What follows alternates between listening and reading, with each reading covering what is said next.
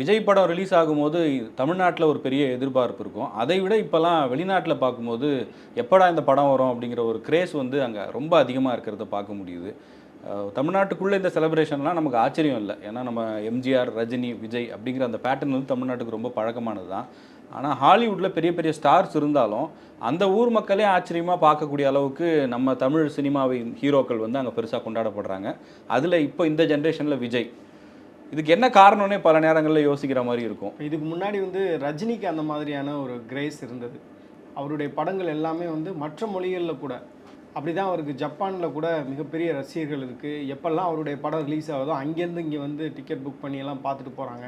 So அந்த மாதிரியான விஷயங்கள்லாம் பார்க்க முடியுது. ஆனால் விஜயை பொறுத்தவரையில் ரொம்ப ஒரு தனித்துவமான ஒரு கிரேஸ் வந்து அவருக்கு இருக்கிறதா நான் பார்க்குறேன். குறிப்பாக வந்து யூகே, யூஎஸ், ஃப்ரான்ஸு, கனடா, அதே மாதிரி மலேசியா, சிங்கப்பூர், ஸ்ரீலங்கா எல்லா நாடுகள்லேயுமே விஜயுடைய படங்கள் வந்து ரொம்ப கொண்டாடுறாங்க. அதுக்கு முக்கியமான காரணம் நான் எப்படி பார்க்குறேன்னா, ஒன்று சாங்ஸு, ரெண்டாவது டான்ஸ். இந்த ரெண்டு எலமெண்ட்ஸுமே வந்து அவருடைய படங்களில் சலிப்பே ஏற்படுத்தியதில்லை. ஸோ ஒவ்வொரு படங்கள்லையும் இந்த ரெண்டு விஷயங்களையும் அவர் ரொம்ப அதிகமாக கான்சன்ட்ரேட் பண்ணுறாரு. இது என்ன பண்ணுது அப்படின்னா, அங்கே இருக்கக்கூடிய ஃபேமிலிஸ் மத்தியில் ஒரு மகிழ்ச்சியை அது ஏற்படுத்துது. குறிப்பாக குழந்தைகள் இருக்காங்கள்ல, வீட்டில் வந்து குழந்தைகள் வந்து ஏதோ ஒரு வகையில் அவங்களுக்கு ஸ்கில்ன்றது ரொம்ப முக்கியம். அதை டெவலப் பண்ணுறதுக்கு நிறையா ஃபோக்கஸ் பண்ணுவாங்க ஒவ்வொரு குடும்பத்துலேயும். ஸோ விஜயனுடைய டான்ஸ் வந்து எல்லா இடங்கள்லையுமே போய் சேர்ந்துருக்கு. அது குறிப்பாக வெளிநாட்டில் இருக்கக்கூடிய தமிழர்களுக்கும் சரி, கேரளாவில் இருக்கக்கூடிய நபர்களும் ரொம்ப என்ஜாய் பண்ணி பார்க்குறாங்க. அதனால தான் இப்போ ஏதாவது விஜயுடைய சாங்ஸ் வருது அப்படின்னா கூட இந்த ரிலீஸ் பண்ணுறாங்கல்ல, ஃபஸ்ட்டு சிங்கிள், செகண்ட் சிங்கிள், அது மாதிரி ரிலீஸ் பண்ணும்போது கூட நிறைய சோஷியல் மீடியா போஸ்ட்டை பார்க்க முடியுது. குழந்தைகள் குறிப்பாக வந்து டான்ஸ் ஆடுறது, சின்ன சின்ன குழந்தைகள் வந்து மூமெண்ட்ஸ் பண்ணுறது, அது எல்லாமே கூட வைரல் பண்ணுறாங்க. அது ஒரு முக்கியமான காரணமாக இருக்கலாம்னு நினைக்கிறேன். குறிப்பாக விஜய்க்கு ஒரு பெரிய மார்க்கெட்டை வந்து ஏற்படுத்தி தந்த படங்கள்னு பார்த்தோம்னா, ஒரு பெஞ்ச் மார்க்கை செட் பண்ணது, அதாவது யூஎஸ், யூகே அந்த மாதிரியான நாடுகளில் ஒரு பெஞ்ச் மார்க்கை செட் பண்ணது அப்படின்னா போக்கிரி. அதுக்கு பிறகு துப்பாக்கி. துப்பாக்கியிலேருந்து விஜயனுடைய கரியர் அப்படின்றது அடிக்கடி நம்ம அதை பேசிகிட்டு இருக்கோம். அது வந்து பெரிய அளவில் மாறுச்சு. அதுக்கு பிறகு அட்லி டேக் ஓவர் பண்ணார் முருகதாஸ்டருந்து. அது பெரிய அளவில் இருந்தது. அப்புறம் சர்க்கார் படம் அப்படின்றது யூஎஸ், யூகே, ஃப்ரான்ஸ், கனடா அந்த நாடுகளில் வந்து மிகப்பெரிய ஒரு வரவேற்பை பெற்றது அப்படின்றத பார்க்க முடியுது.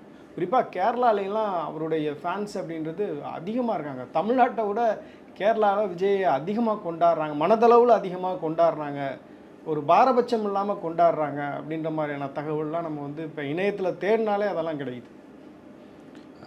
என்னை பொறுத்த வரைக்கும் விஜய்க்கான இந்த ஒரு கிரேஸ், இதுக்கு காரணம் என்ன நான் நினைக்கிறேன்னா, இது வந்து ஒவ்வொரு ஜென்ரேஷன்லேயுமே ஒரு ஸ்டார் இந்த இடத்த பிடிப்பார். என்னுடைய ஏஜுக்கு நான் வந்து ரஜினியை முதல்ல பார்க்குறேன், அதுக்கடுத்து இந்த இடத்துல விஜய். இவங்க ரெண்டு பேருக்குமே அந்த நிறைய சிமிலாரிட்டிஸ் இருக்கும். இப்போ இந்த ரெண்டு ஜென்ரேஷன்லேருந்தும் நான் இன்னும் ஒரு சில ஆக்டர்ஸை கம்பேர் பண்ணணும்னு நினைக்கிறேன். இப்போது விஜய், அஜித் இப்படி தான் நம்ம பேசுவோம் இந்த ஜென்ரேஷனில். ஆனால் ஏன் விஜய்க்கு கிடைச்ச அந்த இடம் அஜித்துக்கு கிடைக்கல அப்படின்னா, நீங்கள் எந்த வீட்டில் போயிட்டு விஜய் ஃபேன், அஜித் ஃபேன்னு நம்ம பேசினாலும் கண்டிப்பாக விஜய் ஃபேன் அப்படிங்கிறவர் ஒரு குழந்தை ஒரு விஜய் ஃபேனாக இருக்கும். ஒரு வீட்டில் வந்து ஒரு யங்ஸ்டர் ஒரு 18-20 வயசில் அவரும் ஒரு விஜய் ஃபேனாக இருப்பார். 30s 40s இருக்கவரும் ஒரு விஜய் ஃபேனாக இருப்பார். அந்த மாதிரி எல்லா ஏஜ் குரூப்லேயும் வந்து விஜய்க்கான ரசிகர்கள் இருப்பாங்க. அஜித்துக்கு பார்த்தீங்கன்னா முரட்டுத்தனமான ரசிகர்கள் இருப்பாங்க. ஆனால் அவங்க எல்லாருமே எந்த ஏஜில் இருப்பாங்கன்னா, ஒரு அடலசென்ட் ஏஜில் இருப்பாங்க, இல்லை ஒரு 20 வயதை கடந்தவர்களாக இருப்பாங்க. நிறைய சின்ன சின்ன குழந்தைங்களெல்லாம் நீங்கள் அஜித் ஃபேன்ஸாக பார்க்க முடியாது. விஜய்க்கு வந்து அதே நேரத்தில் பெண்களுடைய அந்த ஆடியன்ஸும் நிறைய இருப்பாங்க. அஜித்துக்கும் இருப்பாங்க, ஆனால் கம்பேரிட்டிவ்லி கம்மி. அதே மாதிரி சென்டர்னு பார்க்கும்போது A centre, B centre, C சென்டர்னு பார்க்கும்போது விஜய்க்கு வந்து ஏபிசி மூணுத்துலேயுமே ஃபேன்ஸ் இருப்பாங்க. ரஜினிக்கும் அதே தான், ஏ, பி அண்ட் சி. அங்கே கமல் பார்த்தீங்கன்னா ஏ சென்டர்லையும் பி சென்டர்லையும் பாப்புலர், சியில் வந்து அவர் படங்களே சரியாக ஓடாது. விஜயகாந்த் எடுத்துக்கிட்டோம் அப்படின்னா பி அண்ட் சியில் கலக்குவார் கலெக்ஷனில், ஆனால் ஏ சென்டரில் பெருசாக படம் ஓடாது. ரஜினிக்கும் விஜய்க்கும் மட்டும்தான் ஏ, பி அண்ட் சி வரையும் இருப்பாங்க.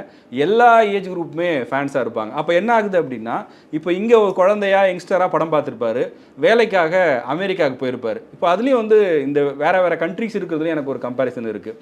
இப்போது அமெரிக்காவுக்கு போகக்கூடியவங்கன்னு பார்த்தீங்கன்னா ஒரு குறிப்பிட்ட கம்யூனிட்டியில் இருந்தால் நிறைய பேர் போவாங்க. வளைகுடா நாடுகளுக்கு போகிறவங்க வந்து ரொம்ப அடிமட்ட தொழிலாளர் வேலைக்கு, சாதாரண வேலைக்கு போவாங்க. அவங்க சில சமூகங்கள்லேருந்து போவாங்க.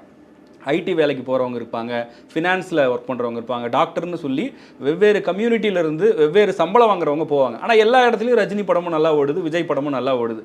அப்போ என்ன அப்படின்னா, எப்படி அரசியலில் வந்து எல்லா தரப்பையும் திருப்திப்படுத்துகிற ஒருத்தர் தான் ஆட்சிக்கு வர முடியுமோ, இல்லைனா ஜாதி கட்சியாக சுருங்கிடுவாங்களோ, அந்த மாதிரியான ஒரு பாப்புலாரிட்டி இந்த 2 ஆக்டர்கிட்டையும் நான் இருக்கிறதுன்னு நினைக்கிறேன். இப்போ திரையரங்கு உரிமையாளர்கள் கூட அதானே சொல்கிறாங்க. ஃபர்ஸ்ட் டே அப்படின்றது அஜித்துக்கு நிறையா கூட்டம் வருங்க. அதுக்கு அடுத்தடுத்த நாட்களில் பார்த்தோம்னா அந்த ஆடியன்ஸுடைய எண்ணிக்கை, ஃபுட்ஃபால்ஸுடைய எண்ணிக்கை ரொம்ப குறைஞ்சிரும் திரையரங்குகளில் அப்படின்றது சொல்கிறாங்க. அதுக்கான முக்கியமான காரணம் கூட இப்போ அஜித்தை பொறுத்தவரையில் இந்த மோட்டிவேஷ்னல் ஃபேக்டர். இப்போ ஒருத்தன் வந்து ஒரு மெக்கானிக் கடை வச்சுருக்கான், இல்லை வந்து ரொம்ப சுயம்பா அவன் வாழ்க்கையில் முன்னேறி வர்றான், யாருடைய துணை இல்லாமல் வர்றான், அந்த மாதிரியான நபர்கள்லாம் இருக்காங்களா, அவர்கள் வந்து அதிகமாக வந்து அஜித்தை விரும்புவாங்க.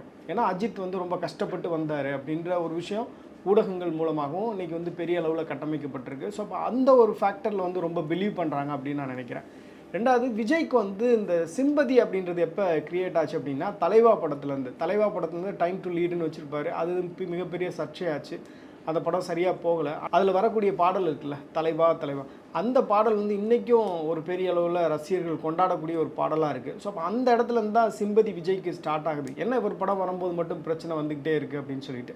ஸோ அதுக்கு பிறகு விஜயினுடைய கரியரில் வந்து கொஞ்சம் கொஞ்சமாக வந்து அந்த சிம்பதி பில்ட் ஆகி, ஏன்னா அதுக்கடுத்து எந்த படம் வந்தாலும் அது ஒரு பிரச்சனையோடு தான் வரும். அந்த முதல் நாள் அப்படின்றது சுமூகமான ஒரு ரிலீஸாகவே இருக்காது. ஸோ அது வந்து அவருக்கு த்ரூ அவுட் எல்லா படங்கள், ஐ திங்க் லியோ மட்டும்தான் அந்த மாதிரி இல்லைன்னு நினைக்கிறேன். அதுக்கு முன்னாடி வந்த எல்லா படங்கள்லையும் ஏதோ ஒரு சர்ச்சை வந்து தொடர்ச்சியாக இருந்துகிட்டே இருக்கும். அந்த சிம்பதி ஃபேக்டர் விஜய்க்கு ஒர்க் ஆகுதுன்னு நினைக்கிறேன். அடுத்து வந்து தமிழ் ஐடென்டிட்டி, விஜய்க்கு இருக்கக்கூடிய அந்த தமிழ் அடையாளன்றது மிகப்பெரிய ஸ்ட்ரென்த்துன்னு நான் பார்க்குறேன். ஏன்னா வெளிநாட்டில் இருக்கக்கூடிய தமிழர்கள் வந்து அவங்க அதிகமாக கனெக்ட் பண்ணுறது லாங்குவேஜோட தான் இருக்கும். ஏன்னா அவங்க வெளிநாட்டில் வேறு மொழி பேசுகிறவங்களோட வேலை செய்வாங்க. எதர்ச்சியாக ஒரு தமிழ் பேசுகிறவரை பார்த்தா கூட ஒரு சந்தோஷம் வரும். அந்த மாதிரி அந்த தமிழ் உணர்வுன்றது ரொம்ப அதிகமாக இருக்கும். விஜய் வந்து த்ரூ அவுட் த கெரியர் வந்து அதை கரெக்டாக மெயின்டைன் பண்ணி கொண்டு வந்திருப்பார். என்ன ஒரு ஆச்சரியம் அப்படின்னா, தமிழ்நாட்டில் ஒரு கொண்டாடக்கூடிய ஒரு நடிகரை வேறு லாங்குவேஜ்லையும் கொண்டாடுறாங்க அப்படிங்கிறது ஒரு ஆச்சரியம்.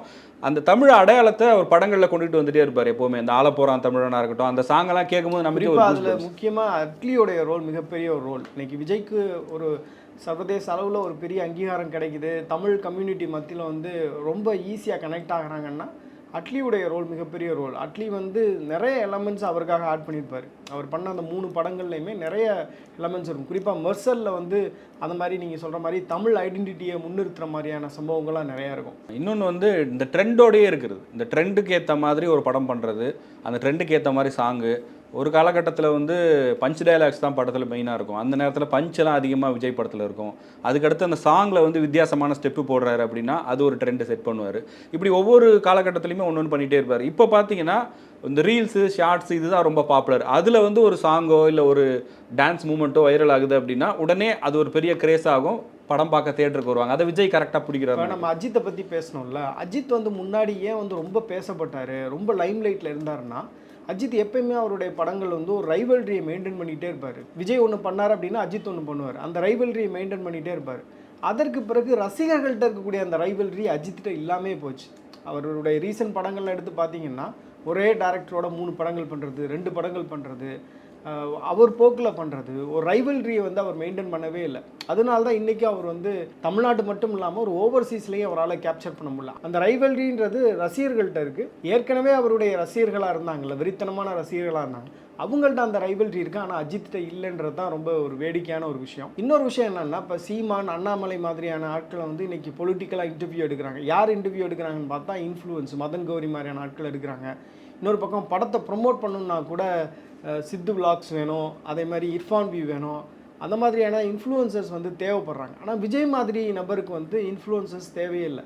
இப்போ இன்ஃப்ளூயன்சர்ஸோடைய அந்த ஃப்ரீ பப்ளிசிட்டி அப்படின்றது ஈஸியாக விஜய் மாதிரியான நபர்களுக்கு கிடைக்கும். குறிப்பாக அவர் வந்து அரசியலுக்கெல்லாம் வரப்போகிறதுனால ஊடகங்களும் அவர் பின்னாடி தான் அதிகமாக ஃபோக்கஸ் பண்ணுவாங்க. பொதுவாகவே அந்த பாப்புலர் ஃபேஸஸ் யாருக்கு இருக்கோ, அந்த பாப்புலர் ட்ரெண்டு யாரை நோக்கி வந்து இணையத்தில் போதோ அவங்கள நோக்கி தான் வந்து ஊடகங்களும் போய் அவங்களுடைய கவரேஜ் வந்து பண்ணுவாங்க. ஸோ இப்போ அதுவுமே வந்து விஜய்க்கு இருக்கக்கூடிய ஒரு பெரிய அட்வான்டேஜாக இருக்குன்னு நினைக்கிறேன். இப்போ நாங்கள் வந்து விஜயோட பாப்புலாரிட்டி பற்றி இவ்வளோ விஷயம் பேசுகிறோம். நீங்கள் என்ன நினைக்கிறீங்க? விஜய் இவ்வளோ சக்ஸஸ்ஃபுல்லாக இருக்கிறதுக்கும் எல்லார் வீட்லேயும் வந்து நம்ம வீட்டு பையன் நினைக்கிறதுக்கும் என்ன காரணன்றதை கமெண்ட்டில் சொல்லுங்கள்.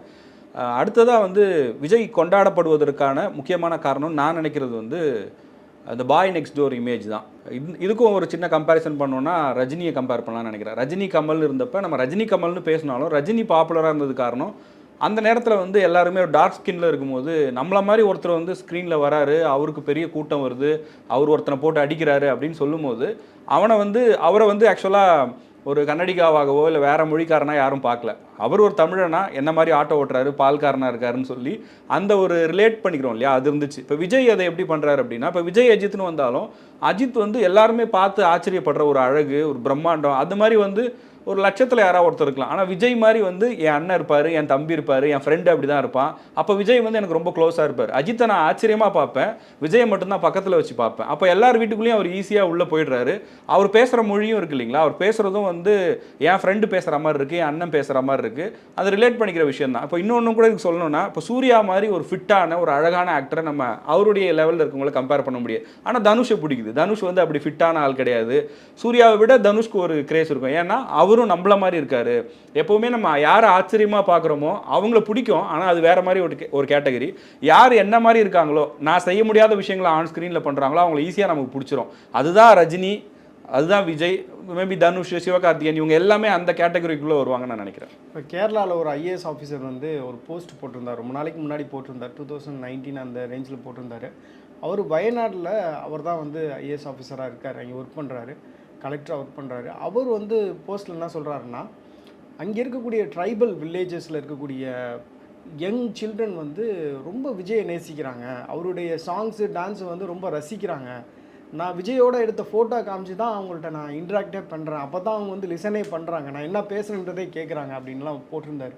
ஸோ அந்த அளவுக்கு அந்த கனெக்ஷன் அப்படின்றது இருக்குன்னு நான் நினைக்கிறேன். பொதுவாக வந்து விஜயினுடைய ஃபிலிம்ஸில் வந்து அவர் ஆக்ஷன், டான்ஸு, சாங்ஸு, அதே மாதிரி டைமிங், காமெடி எல்லாத்தையுமே வந்து பர்ஃபெக்டாக அவர் வந்து ஒரு மாஸ் என்டர்டெய்னராக டெலிவர் பண்ணுறதும் அதுக்கான ஒரு காரணம். ரெண்டாவது, ரொம்ப சூஸியாக இன்றைக்கி இருக்கக்கூடிய யங் ஜென்ரேஷன் ஆஃப் டைரக்டர்ஸோடு அவர் ஒர்க் பண்ணுறது, இது எல்லாமே அவருக்கு ஒரு பெரிய ப்ளஸ்ஸாக இருந்தது. விஜயினுடைய வளர்ச்சிக்கு முக்கியமான ஒரு பங்கு வகித்தவர்கள் அப்படின்னா விஜயினுடைய இயக்குநர்கள் தான். அதில் முக்கியமானவங்கன்னு பார்த்தோம்னா ஏஆர் முருகதாஸும் அட்லியும் தான். இவங்க 2 பேருடைய அந்த மேக்கிங் தான் விஜய் இன்னைக்கு இவ்வளோ பெரிய உயரத்துக்கு கொண்டு போயிருக்குன்னு நான் நினைக்கிறேன். அதனால் 69 கூட அட்லியோட பண்ணுறதுக்கு வாய்ப்பு அதிகமாக இருக்குது.